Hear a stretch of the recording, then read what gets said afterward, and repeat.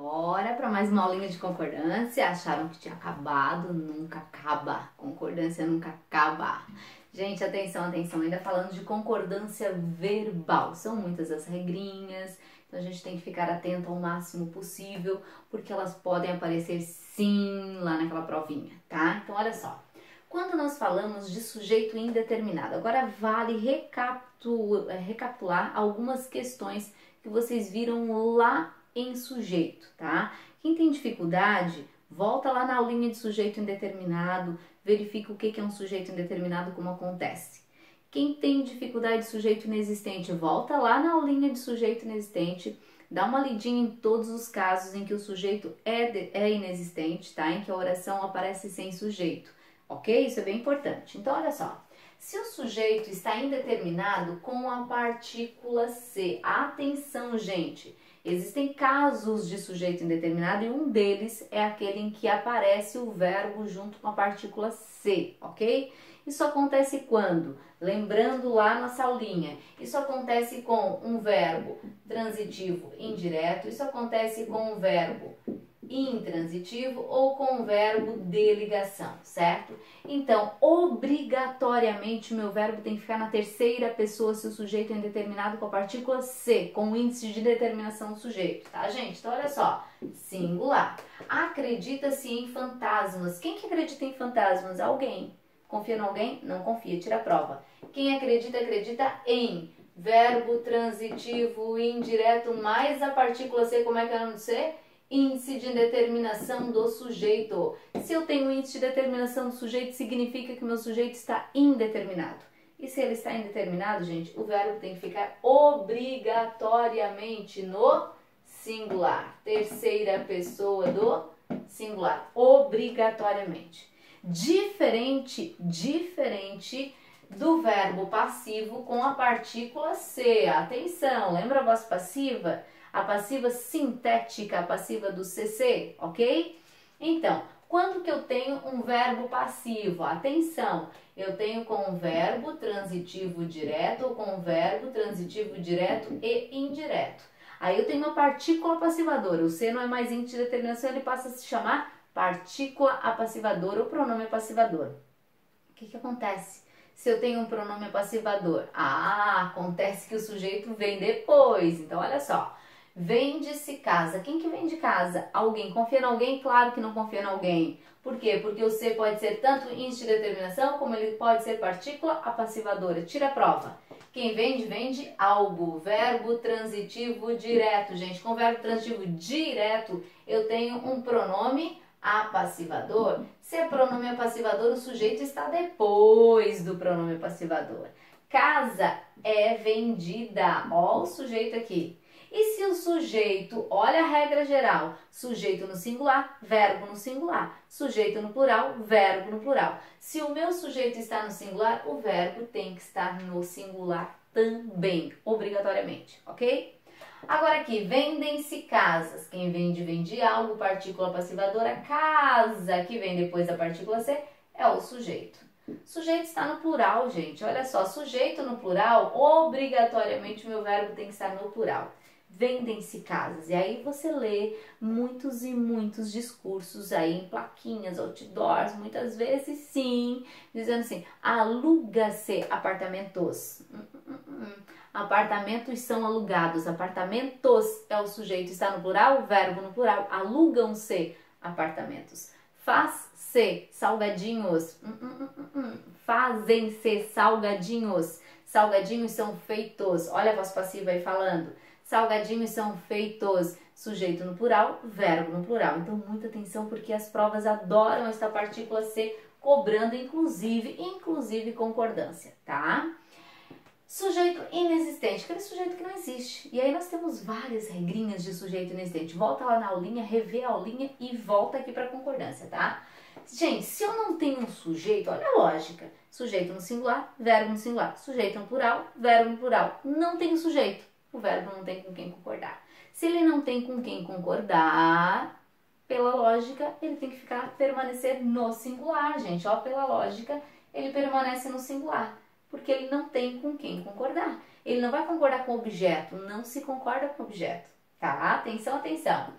Um dos casos em que o sujeito é inexistente é quando aparece o verbo haver no sentido de existir, ocorrer, acontecer, realizar-se, certo? Então, havia alunos estudiosos. Se você perguntar quem havia, você vai errar. Então, não pergunta quem havia. Apareceu o verbo haver, substitui por existir. Existiam, atenção, atenção, existiam alunos estudiosos. Alunos estudiosos existiam. Deu para substituir? Deu, professora. Se deu para substituir o verbo haver por existir, atenção, atenção, verbo haver não possui sujeito. Se ele não possui sujeito, obrigatoriamente o meu verbo tem que ficar no singular. Obrigatoriamente terceira pessoa do singular, tá, gente? Agora, atenção, existir possui sujeito, não caiam nessa, tá? O existir possui, o verbo existir é um verbo intransitivo, então ele tem sujeito. Pessoas existem. Pessoa existe, pessoas existem. Ok? Ó, penso, logo existo, eu existo. A concordância acontece com o sujeito. Verbo existir tem sujeito, mas verbo haver não possui sujeito no sentido de existir, ocorrer, acontecer, realizar-se. A regrinha é só para você matar o verbo haver, ok? E o verbo fazer, indicando datas, indicando tempo decorrido, faz dias, faz meses, faz anos, faz horas, há dias, há meses. Eu tenho um verbo aqui que também não possui sujeito. Se não possui sujeito, o verbo tem que ficar no singular, obrigatoriamente, tá? Professora, mas não é fazem anos? Diariamente nós ouvimos as pessoas falando assim, porque desconhecem a regra, ok, gente? Então, o correto é faz dias, faz meses, porque quando aparecer o verbo fazer, o verbo haver, passar de, ir para, indicando o tempo decorrido, o verbo, esses verbos, eles devem permanecer no singular, tá? Bem, gente, mais uma regrinha. Quando eu tenho substantivos próprios, lembra o substantivo próprio escrito com letra maiúscula, com inicial maiúscula? Quando eu tenho substantivos próprios no plural, isso é bem importante, tá? Uma regrinha bem importante. Quem manda, gente? Quem manda é o artigo, tá? Quem manda é o artigo. Minúsculo elemento, mas que faz um estrago se você não souber utilizá-lo, tá? Então, olha só. Os Estados Unidos falaram do Brasil. Estados Unidos é um substantivo próprio no plural, você está vendo aqui, né, no plural, e ele vem acompanhado de artigo. Bem, se ele veio acompanhado de artigo, quem manda é o artigo.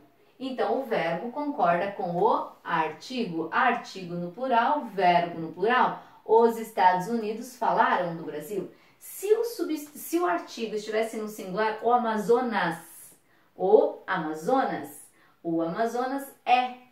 fica no singular. É o artigo que manda. Artigo no singular, verbo no singular. Artigo no plural, verbo no plural. Não apareceu o artigo. No caso de Estados Unidos, é facultativo o uso do artigo, certo, gente? Então, se é facultativo o uso do artigo, não apareceu o artigo. Obrigatoriamente o verbo fica no singular. Ó, Estados Unidos falou do Brasil. Os Estados Unidos falaram do Brasil. Apareceu o artigo? Concorda com o artigo. Não apareceu o artigo? Fica no singular, ok? Mais uma regrinha danadinha dos numerais, tá, gente? Então, olha só. Apareceu aí a palavra milhão, trilhão.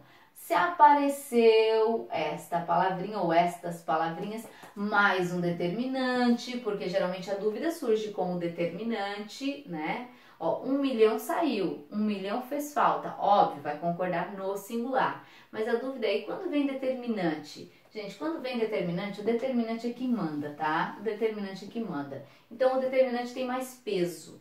Você vai concordar com o determinante. Então, 1 milhão de pessoas, até porque, né, gente, 1 milhão é mais de uma, né? Essa lógica aí do coletivo, tá? 1 milhão de pessoas, concordou com o determinante lá no plural. 1 milhão de pessoas saíram, 2 milhões de pessoas saíram.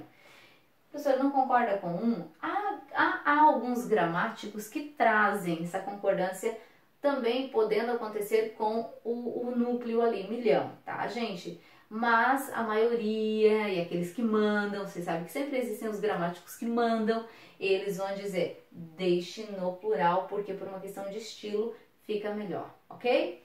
E se aparecer um número fracionário, um numeral fracionário, concorda com o numerador, tá, gente? Então, ó, 1/3 da população morreu. Quem que morreu? 1/3. 1/3. 1 morreu, ok? 1/3 morreu.